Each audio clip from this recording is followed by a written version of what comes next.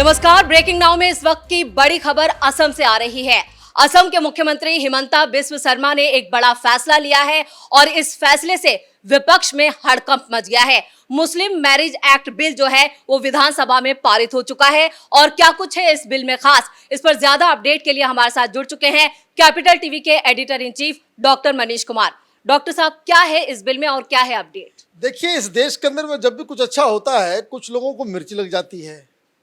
मामला बहुत ही अनरेगुलराइज्ड, बहुत ही अनऑफिशियल तरीके से मैरिज रजिस्ट्रेशन का काम मुस्लिम समुदाय में चल रहा था, जिसकी वजह से कई सारे कन्फ्यूजन हो रहे थे। चाइल्ड मैरिज हो रहा था, तलाक का कोई सिस्टम नहीं था।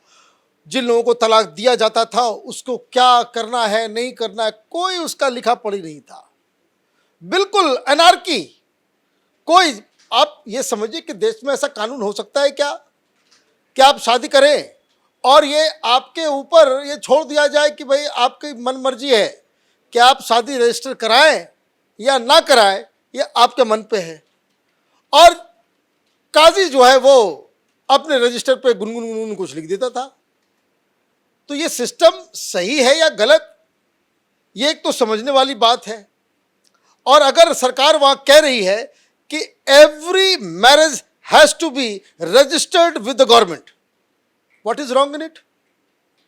अब क्या चल रहा था इसको समझिए। और मैं आपको बता दूं, वहां कांग्रेस पार्टी और एयूडीएफ जो वहां पे है, बदरुद्दीन साहब की जो पार्टी है, ये लोग बिल्कुल वही तलवार निकाल करके भाई मुसलमानों के साथ बड़ा अन्याय हो रहा है, मुसलमानों को रहने नहीं दिया जाएगा क्या, मुसलमानों के साथ हमेशा ये जो है बिल्कुल मियाँ मुसलमान कहते हैं। देखिए, दिल्ली में बड़ा चर्चा चल रहा है कि ये क्यों बोलते हैं मियाँ मुसलमान। भाई आप इस चीज़ को समझिए, वहाँ का कि ये भाषा है। वहाँ दो तरह के मुसलमान हैं असम में। एक मुसलमान जो असम के ओरिजिनल निवासी है और दूसरे मुसलमान जो बांग्लादेश से आए हैं। तो जो बांग्लादेशी मुसलमान होता है उसको असम का ओरिजिनल मुसलमान भी करता है मियाँ मुसलमान। आप इस चीज को समझिए।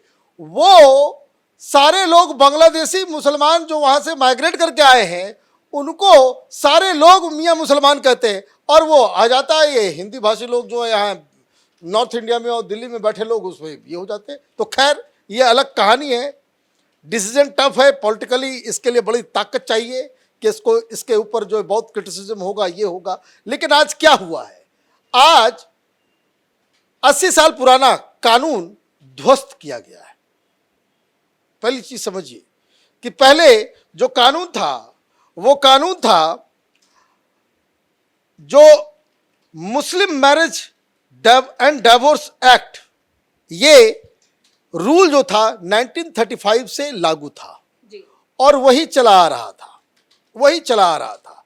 अब इस कानून को, ये मतलब 90 साल हो गया लगभग, अब इस कानून को हटा दिया गया।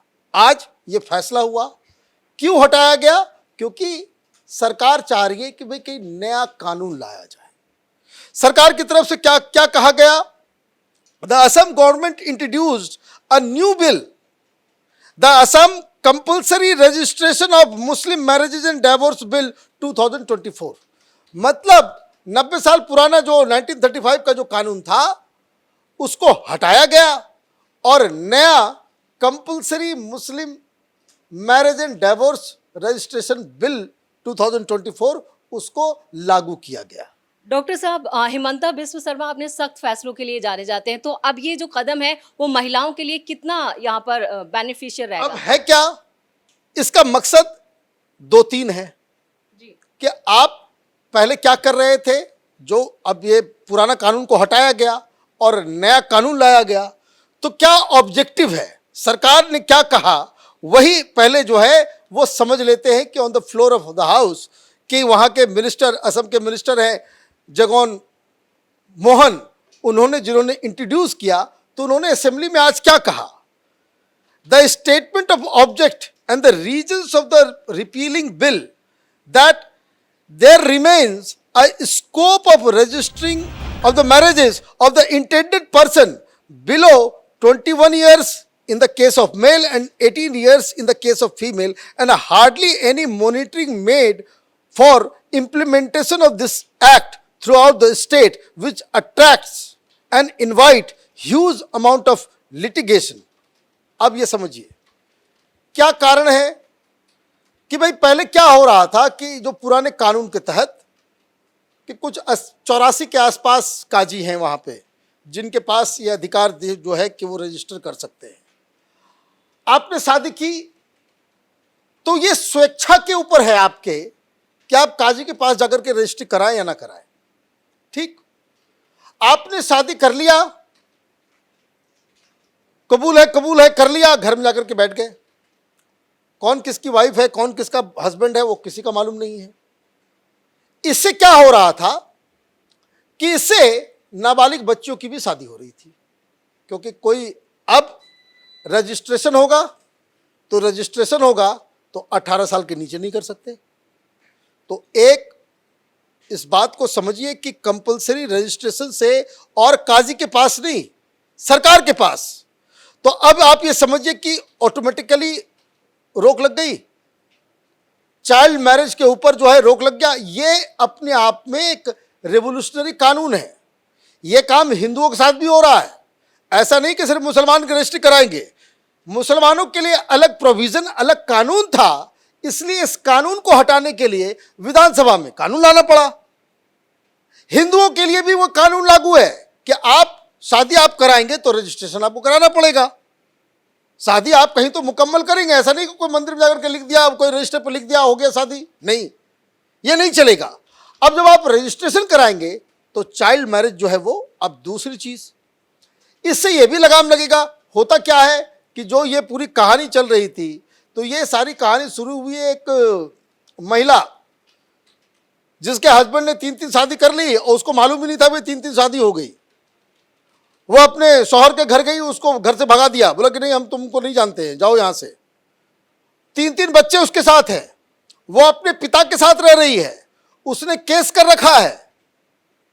तो आप ये समझिए कि इस तरह की स्थिति को तो कंट्रोल करना पड़ेगा, या फिर ये कांग्रेस पार्टी, ये बदरुद्दीन, ये इस तरह के लोग ये क्या चाहते हैं कि इसी तरह का अंधेर नगरी चलता रहे, जिसको जो माने पूरी तरह से एनार्की कर दिया जाए।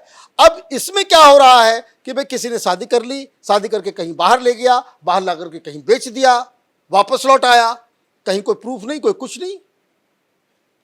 भाई पत्नी है तो आपको रजिस्टर कराने में क्या दिक्कत है? मान सकते हैं हिमंता ने मुस्लिम महिलाओं को एक बड़ा तोहफा दिया, उनके हक में है ये फैसला। बिल्कुल, ये चीज पूरे देश में लागू होना चाहिए। क्या आप चाह रहे हैं इस देश के अंदर में जो मुस्लिम बच्चियां हैं उसको आप 12 साल 13 साल की उम्र में शादी करके भेज दे, उसको पढ़ने का मौका नहीं दे, वो शारीरिक रूप से और मानसिक रूप से तैयार भी ना हो, लेकिन आपके पास इस तरह का कस्टम है। ये दाढ़ी वाले मौलवी मौलाना आकर के कुछ भी आकर के बकवास कर देंगे, आप जो है उसको मान करके आप पूरे समाज को, और ये कारण है कि सब कुछ वो पीछे। भाई एक बात समझिए, ये सारी चीजें जो हो रही है, ये कांग्रेस पार्टी आज असेंबली में विरोध कर रही है। भाई आपने ही तो सच्चर कमेटी गठित किया था मनमोहन सिंह ने, उसी ने तो रिपोर्ट दिया कि महिलाओं की स्थिति तो और भी बदतर है, और बिना महिलाओं के उत्थान के कोई समाज, कोई समुदाय वो कैसे ग्रो कर सकता है? ये मेरे अकल पे पर्दा पड़ गया है, क्या हो गया है? बस आपको राजनीति करनी है। हेमंत बिस्वा शर्मा ने कह दिया मियां मुसलमान, उसको लेकर के पीछे चले गए। एक अच्छा फैसला, उसके ऊपर आप विवाद करेंगे, और चूंकि ये मामला बिल्कुल मुसलमानों से जुड़ा हुआ है और ये मामला जो है वोट बैंक से जुड़ा हुआ है, अभी आप देखिएगा पूरी इंडी गठबंधन के लोग जो है वो आ जाएंगे। ऐसे में मुझे लगता है कि देश में जो मुस्लिम महिलाएं हैं, मुस्लिम बच्चियां जो कॉलेज में पढ़ रही हैं, जो पूरी तरह से अवेयर हैं, they must hit the street.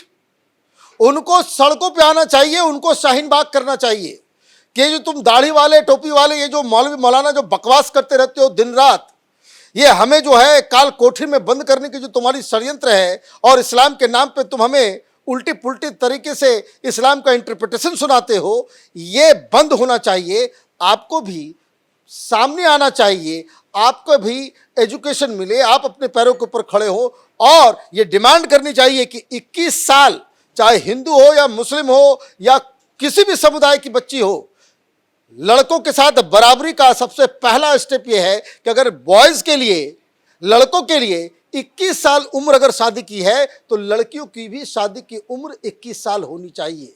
लेकिन क्या है, ये सारे लोग राजनीति में, वोट बैंक में ये फंसे रह जाते हैं। एक अच्छा फैसला आया है, इसका स्वागत करना चाहिए, तो ये लोग जो है कोप भवन में चलेंगे। अब पता नहीं, अब सड़कों पे उतरेंगे और बता रहे हैं, धमकी दिया जा रहा है। अभी बस 5-10 मिनट पहले ये बिल पास हुआ है, अभी जमीयत उलमा हिंद आ जाएगा, तो फिर वो अलग अलग मौलवी मौलाना आ जाएंगे, तो मिली काउंसिल आ जाएगा, जमात वाले आ जाएंगे, ये सारे लोग अभी फिर जो है वो तमाशा करेंगे। तमाशा करते रहें, फैसला अच्छा है, स्वागत करना चाहिए। चलिए, इस तमाम जानकारी के लिए आपका बहुत बहुत धन्यवाद।